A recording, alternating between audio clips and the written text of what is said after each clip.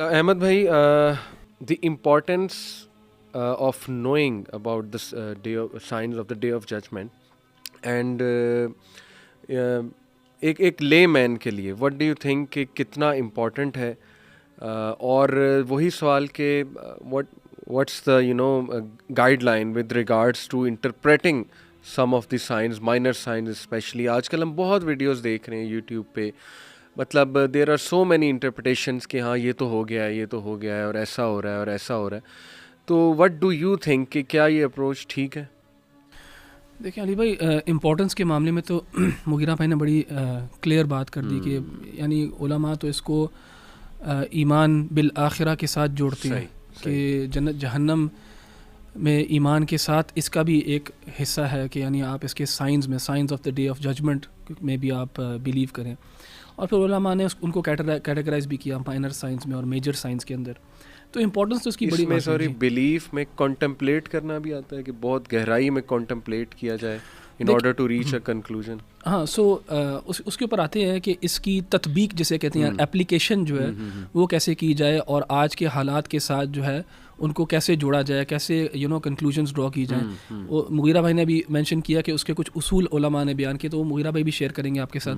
लेकिन मैं आपको ना एक आम अंदाज़ के अंदर ना, जो अवामी अंदाज़ है उसके अंदर मैं आपको शेयर करूँगा कि हमें किस लेंस के थ्रू इस चीज़ को देखना चाहिए। देखें, रसूलुल्लाह सल्लल्लाहु अलैहि वसल्लम की पेशन गोइयाँ हैं और बहुत ज़्यादा हैं, और कुछ के बारे में हम कह सकते हैं कि बड़ी क्लियर हैं, जिसमें रसूलुल्लाह सल्लल्लाहु अलैहि वसल्लम ने बहुत क्लियर अल्फाज यूज़ किए हैं और उनकी जो तत्बीक या एप्लीकेशन है वो बड़ी आसान है। कुछ हो सकती हैं जिसमें अल्फाज जो हैं वो शायद इतने क्लियर नहीं हैं और उनकी जो there is room for interpretation. जहाँ पे रूम फॉर इंटरप्रिटेशन होती है वहाँ पे इज्तिहाद शामिल हो जाता है। एंड जब भी इज्तिहाद होता है तो इज्तिहाद में और एक क़त्ई नस्म के अंदर बड़ा फ़र्क है। यानी एक जो कुरान की आयत है जो बिल्कुल मुहकम है, बिल्कुल क्लियर कट है, और एक आलिम के इज्तिहाद में दोनों में बड़ा फ़र्क है। एक चीज़ जो है वो सर्टन नॉलेज है, एक जो है वो एक एक्सट्रैपोलेटेड ओपिनियन है, यानी जो टेक्स्ट से एक्सट्रैपोलेट किया गया, यानी इस्तिदलाल जिसे हम कहते हैं, उससे इस्तिदलाल किया गया। ठीक है, तो इन दोनों में फ़र्क है। कभी कभार जो हमारे यहाँ गलती हो जाती है वो ये होती है कि लोग जो इज्तिहादी ओपिनियन है उसको प्रेजेंट ऐसे करते हैं इस वसूक के साथ, इस सर्टेनिटी के साथ कि जैसे वो कुरान की एक बिल्कुल मुहकम आयत है। बिल्कुल ठीक। एंड उससे बड़ा ख़तरा होता है। एंड देखिए, ख़ास तौर पे इस सब्जेक्ट के मामले में, अशरातुस साआ के मामले में, signs of the day of judgment के मामले में, क्योंकि ये सब्जेक्ट ऐसा है कि ये अट्रैक्ट करता है बहुत ज़्यादा अटेंशन, नौजवानों की स्पेशली। एंड ये ऐसी एक फील्ड है कि that calls you to action as well. इसके ऊपर लोग बड़े बड़े फैसले भी कर लेते हैं। एंड हमने देखा, अगर आप तारीख़ देखेंगे, रीसेंट हिस्ट्री भी और उससे पहले भी, इसकी इंटरप्रिटेशन की वजह से लोगों को बहुत ज़्यादा नुकसान भी हुआ है। ऐसे बहुत ज़्यादा नुकसान हुआ है। बिल्कुल ठीक। क्योंकि लोगों ने उसको उसके स्टेटस से बहुत ज़्यादा शायद इम्पोर्टेंस दे दी, या उसको वो सर्टेनिटी दे दी, वो वाली जो वो डिज़र्व नहीं करती थी सर्टेनिटी।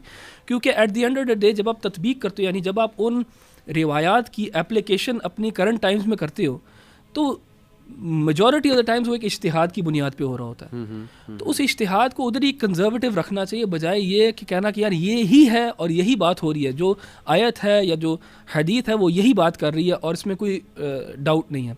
तो जब लोग इस तरह प्रेजेंट करते हैं तो देखें, नौजवान तो बहुत ज़्यादा इंप्रेस होते हैं, नौजवान रायला भी बहुत ज़्यादा हो जाते हैं। हम भी जब शुरू में दीन की तरफ आए थे तो हमारे लिए बहुत ज़्यादा अट्रैक्टिव चीज़ें थी।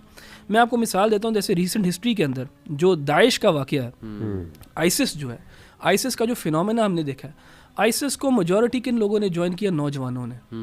नौजवानों ने, समटाइम्स इवन न्यू कॉन्वर्ट्स, जो कि इस idea of the day of judgment is near, signs सारे हमें नज़र आने लग गए हैं, ब्लैक फ्लैग्स निकल आए हैं, दज्जाल के लिए हमने तैयारी करनी है। एंड आप देखेंगे आइसिस का पूरा रिक्रूटमेंट ड्राइव जो है वो इसी चीज़ को कैश कर रही है। फ्लैग भी दे चोज, फ्लैग भी उनका ब्लैक है। उसी तरह अब दाबिक वगैरह उनका मैगजीन जो निकलता था वो भी उसी को देख रहा है सब। तो वो बेसिकली नौजवान जो है वो सोच रहे हैं कि हम अब जाके एक ऐसा ग्रुप ज्वाइन करने लगे हैं जो हज़रत ईसा की मदद करेंगे। ठीक है। एंड देखिए, उनके अंदर लेवल ऑफ सर्टेनिटी इस लेवल के ऊपर है कि वो अपनी फैमिली छोड़ देते हैं, वो जान दे देते हैं इस चीज़ के लिए। सो अच्छा, ये सिर्फ एक वाक़या नहीं है दाइश वाला। 1979 में जोहेमान वाला इंसिडेंट जो था, जिन्होंने काबा में बेसिकली असलहा लेके गए थे और एक सीज क्रिएट कर दिया था, हॉस्टेज रख लिया था काबा को उन्होंने, वहाँ पे तवाफ रुक गया था। वो उनकी क्या मोटिवेशन थी? सही, उन्होंने यही तत्बीक की हुई थी, उन्होंने यही एप्लीकेशन जो है जो कि हमें अहादीस के अंदर मिलती है उसको अप्लाई इस लेवल ऑफ सर्टेनिटी के साथ किया, और इस लेवल ऑफ अपनी सर्टेनिटी को आगे अपनी दावत के अंदर वो किया कि लोगों ने उसको ज्वाइन किया और फिर इतना नुकसान हुआ। अच्छा, ये मैं आपको सिर्फ रीसेंट हिस्ट्री बता रहा हूँ। इससे अगर आप पीछे चलेंगे, इब्न कसीर ने अल-बिदाया व निहाया में फॉर एग्जांपल लिखा कि जब ये मंगोल्स आए थे तो लोगों ने समझना शुरू कर दिया याजूज माजूज आ रहे हैं, एंड जब उन्होंने इसकी जो है इंटरप्रिटेशन इस तरह की तो उन्होंने कहा हम तो लड़ ही नहीं सकते अब। सही। तो वो एक डिफीटिस्ट मेंटालिटी पहले ही आ गई उसके अंदर, तो वो they weren't able to defend themselves, क्योंकि उन्होंने उनको इतनी पावर दे दी थी अपने जहन के अंदर। इसी तरह कुछ लोग जो है क्रिटिसाइज़ करती हैं कुछ मुसलमानों को, फॉर एग्जांपल जो सेक्युलर है वो मुसलमानों को क्रिटिसाइज़ करते हैं कि अशरातो साहब को इतनी ज़्यादा इंपॉर्टेंस देते हैं कि ये जो है पैसिफिस्ट बन गए हैं, कि ये इंतज़ार करें कि मेहदी आएगा तो इनके लिए कुछ होगा, तो सारे जो हाथ पे हाथ रख के बैठे हुए। सो हमें ना इन रिवायात से हमें ये चीज़ें सीखनी चाहिए अपनी तारीख़ से, कि ये जब इनकी एप्लीकेशन हम करेंगे मौजूदा ज़माना के अंदर तो कुछ उसूल व ज़वाबित और क़वाइद होने चाहिए, इनके ज़रिए हम देखें, वरना काफ़ी